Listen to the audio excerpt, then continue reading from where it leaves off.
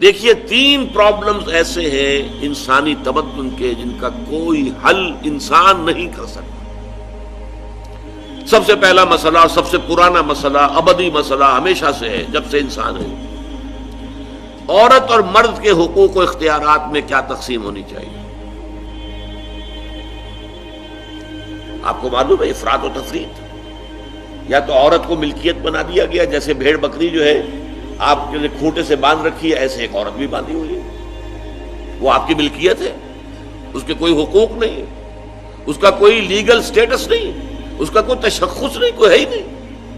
یا وہ انتہا ہوگی، اور یا وہ انتہا ہے جو آج آ گئی ہے، بالکل مرد کے شانہ بشانہ، ساری تخلیقی مصلحتوں کو چھوڑا، ساری جو بھی انسان کی جو انیٹومیکل جو بھی ڈفرنسز ہیں ان کو چھوڑا، جو سائیکولوجیکل فرق ہے ان کی تخلیق میں، اس کو بھی ایک جیسے برابر، قطعاً نہیں۔ ان دونوں کے درمیان کیا توازن ہے؟ یا وہ لونڈی بن گئی، بھیڑ بکری کی طرح کی ملکیت بن گئی، اس کا کوئی حق نہیں، اس کا کوئی لیگل سٹیٹس نہیں، اس کے والدین نے جہاں چاہا شادی کر دی، اس کی مرضی پوچھنے کا کوئی سوال ہی نہیں، جس کے چاہا حوالے کر دیا۔ وہ آج جو چل رہی ہے ونی کی رسم، وہ عورت کا کیا اختیار، اس کے اندر اس بچیوں کا کیا اختیار ہے؟ وہ 1.5 سال کی ایک بچی بھی دے دی گئی ہے، انا للہ و انا الیہ راجعون، جو چاہے کرے۔ یہ تو ایک انتہا ہے۔ دوسری انتہا بالکل برابر، نتیجہ کیا نکلا ہے؟ بالکل برابر میں خاندانی نظام برباد ہو گیا، اس لیے کہ ایک ادارے کے 2 سربراہ برابر اختیار والے نہیں ہو سکتے۔ کسی محکمے کے 2 ڈائریکٹر ہو سکتے ہیں، کسی فرم کے مینیجنگ ڈائریکٹر 2 ہو سکتے ہیں، ڈائریکٹر 10 بنا لیں آپ، مینیجنگ ڈائریکٹر 1 ہوگا، کسی فرم کا چیئرمین 1 ہوگا، 2 نہیں ہو سکتے کسی بھی ادارے کے۔ اگر 2 بنا دیں گے فساد ہوگا، جھگڑا ہوگا، ان دونوں کے درمیان رسا کشی ہوگی۔ یہی تو ہمارا سب سے بڑا مسئلہ بنا ہوا ہے۔ پاکستان کا مسئلہ کیا ہے؟ ہم نے پارلیمانی نظام اختیار کیا ہوا ہے، انتہائی بیہودہ نظام، غیر منطقی نظام۔ آپ نے 2 بڑی بڑی سیٹس کریٹ کر دی، ایک ہیڈ آف دی اسٹیٹ ہے، ایک ہیڈ آف دی گورنمنٹ ہے۔ اب ان دونوں کے درمیان حقوق اور فرائض اور اختیارات کا کیا تقسیم ہوگی؟ ہو ہی نہیں سکتی۔ یا سارا کچھ صدر کے پاس جائے گا اور وزیر اعظم جو ہے وہ جونیجو کی مانند وزیر اعظم بن جائے گا، یا سارا کچھ وزیر اعظم کے ہاتھ میں ہوگا اور صدر جو ہے چودھری فضل الہی بن جائے گا، کہ جس کو وہاں ان کی دیواروں پر لکھا گیا تھا رہا کرو انہیں، چودھری فضل الہی کو رہا کرو، یہی ہوگا۔ تو ایک گھر کے 2 جو ہیں 2 سربراہ نہیں ہو سکتے، خاندانی ادارہ تباہ ہو چکا ہے۔ اور جیسے کہ یہ آپ کو کہاوت ہے کہ جس بلی کی دم کٹ جائے وہ چاہتی ہے کہ تمام بلیوں کی دمیں کٹ جائیں۔ یورپ میں، امریکہ میں برباد ہو گیا خاندانی ادارہ، آج وہ تلے ہوئے ہیں کہ مشرق میں اور خاص طور پر مسلمان ممالک میں ابھی اگر کچھ انٹیکٹ ہے یہ خاندانی ادارہ، کچھ خاندانی اقدار ہیں جو برقرار ہیں، کچھ والدین کی عزت اور عظمت اور کچھ ان کا احترام اور ادب اور خدمت کا مادہ ہے جو برقرار ہے۔ چاہتے ہیں کہ ختم ہو جائے، تباہ و برباد ہو جائے۔ والدین بوڑھے ہو گئے تو پھینکو ان کو اولڈ ایج ہاؤسز کے اندر، اولڈ ہاؤسز میں، گھر میں کائے کو رکھنا ہے؟ نوجوان جوڑا ہے، اس کے خامخواہ ان کی خواہشات اور ان کے معمولات میں بیچ میں آڑے آنا۔ بوڑھی ماں جو ہے بولے بغیر رہے گی نہیں، دنگا فساد ہوگا تو رکھو اس کو وہاں پر اولڈ ہاؤس کے اندر، اللہ اللہ خیر سمجھ۔ یہ ہے اصل میں مسئلہ۔ اب عورت اور مرد کے درمیان کیا توازن ہو، انسان نہیں سوچ سکتا۔ دیکھیے انسان یا مرد ہوگا یا عورت ہوگی۔ مرد سوچے گا تو وہ اپنے اعتبار سے سوچے گا، عورت کی نفسیات کیا ہے، عورت کے احساسات کیا ہیں، اس کو کیا پتا۔ عورت سوچے گی تو اپنے اعتبار سے سوچے گی، مرد کے احساسات کیا ہوتے ہیں، مرد کی نفسیات کیا ہوتی ہے، اسے کیا پتا۔ لہذا یا ادھر کا ہوگا یا ادھر کا معاملہ ہوگا۔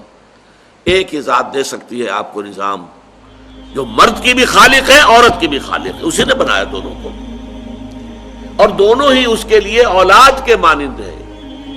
یہ حدیث نبوی کا ترجمہ کر کے بتا رہا ہوں آپ کو۔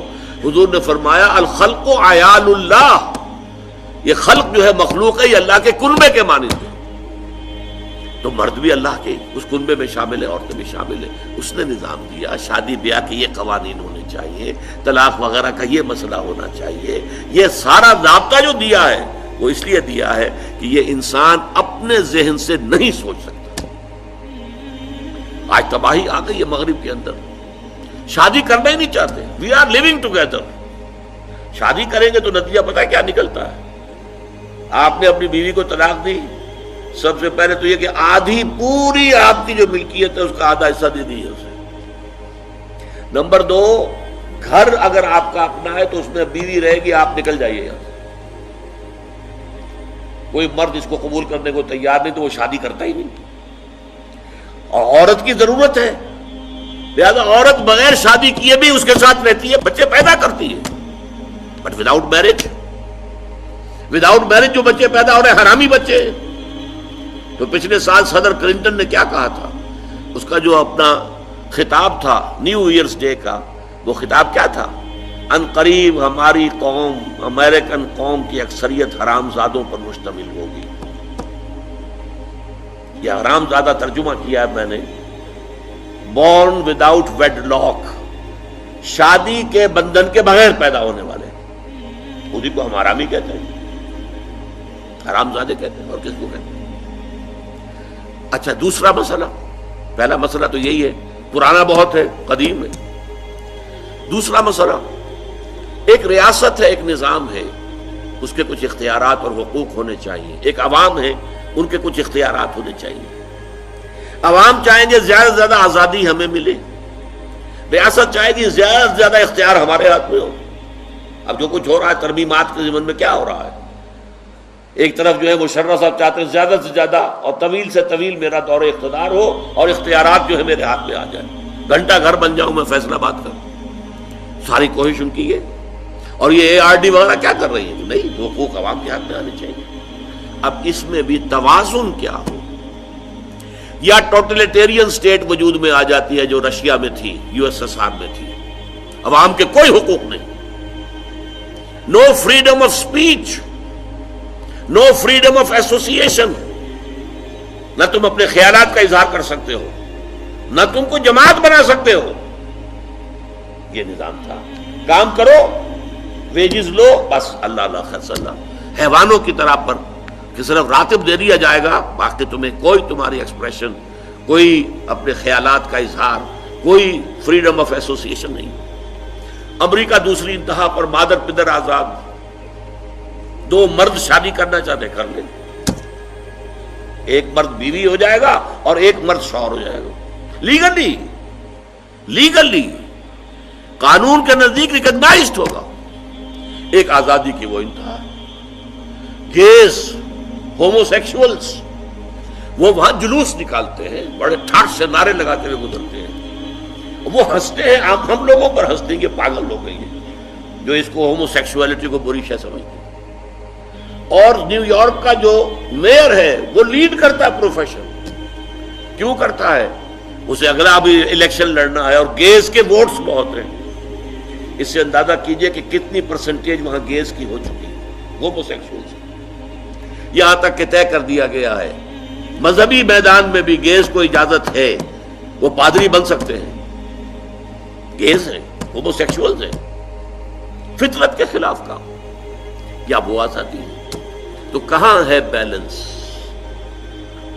انسانی ذہن کے لیے ناممکن ہے اس بیلنس کا تلاش کرنا. نمبر 3، سرمایہ اور محنت.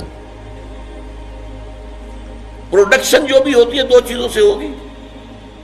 سرمایہ دار تھا، اس نے کارخانہ لگایا ہے، اتنے کروڑ روپے لگا دیے ہیں، یہ کیا ہے، وہ کیا ہے، یہ سرمایہ ہے. لیکن وہ کیا کر لے گا اکیلا؟ 10,000 آدمی کام کر رہا ہے، لیبر ہے. اب جو کچھ بھی بن رہا ہے، جو پروڈکٹ بن رہا ہے اور جو اس سے آمدنی ہو رہی ہے، اس میں دونوں کے حصہ ہے، لیبر کا بھی حصہ ہے اور سرمایہ کا بھی حصہ ہے. لیکن منافع میں کتنا حصہ سرمایہ کا ہوگا، کتنا لیبر کا ہوگا، کون طے کرے گا؟ یا تو سرمایہ داری بن جائے گی، سب میں تو آپ کو 10 روپے دے سکتا ہوں ڈیلی ویج، منظور ہے تو کام کیجئے ورنہ چاہیے دفع ہو جائے. اور بہت سے آپ کے بھائی موجود ہیں جو 10 روپے پر کام کرنے کے لیے تیار ہو جائیں گے. ساری دولت سمٹ کر جا رہی ہے کارخانے دار کے ہاتھ میں۔ کیپٹلزم جو کیپٹل ہے، جو سرمایہ ہے، اصل جو ہے دولت اسی کی طرف، روپے کو روپیہ کھینچتا ہے، پیسے کو پیسہ کھینچتا ہے۔ لہذا امریکہ میں آپ کو ایسے لوگ مل جائیں گے جنہیں اپنی دولت کا اندازہ نہیں ہے کہ کتنی دولت ان کے پاس ہے، بلینز آف ڈالر کا ایک ایک چیک لکھ سکتے ہیں، اور یہودی ہیں وہ۔ دوسری طرف امریکہ میں آپ کو گھیٹوز مل جائیں گے، گھیٹوز، اور ایک ہی جزیرہ ہے مینہٹن، کوئی 11 میل لمبا ہے، چوڑائی کہیں 2-3 میل ہے، کہیں ذرا زیادہ ہے۔ اس کے ساؤتھ میں جہاں یہ 2 بڑے بلڈنگیں کھڑی تھی جو گرائی ہیں، جو بھی تھے دہشت گرد، یہاں پر یہ اس کا ریچسٹ حصہ ہے، پوری دنیا کی دولت یہاں جمع ہے، سارے بینک وہاں ہیں۔ اور اسی جزیرے کے شمالی علاقے کے اندر گھیٹوز ہیں، افرو امریکنز، کالے امریکی، یوں سمجھیے کہ سب ہیومن لیول پر رہ رہے ہیں، حیوانوں کی طرح زندگی گزار رہے ہیں۔ یہ ڈسپیرٹی نظر آ جائے گا تو اب عدل و انصاف کی کیا شکل ہو؟ یا وہ ہے جو رشیا میں اور USSR میں تھا، یا یہ ہے جو امریکہ میں اور اس کے الائز کے اندر ہے۔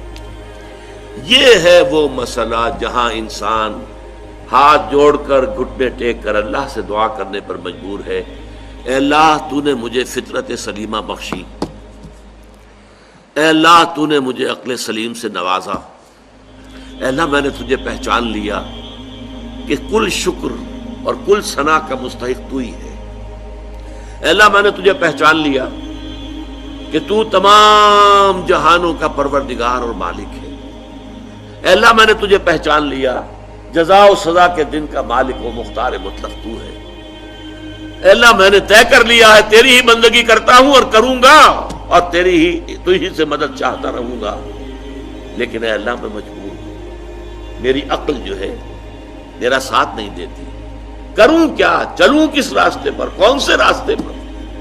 یہ عملی حصہ ہے دین کا، وہ سارا تھا فکری، نظری، ایمانی حصہ، الحمدللہ رب العالمین الرحمن الرحیم مالک یوم الدین، یہ کیا ہے؟ یہ ایمانی، فکری، نظریاتی حصہ ہے۔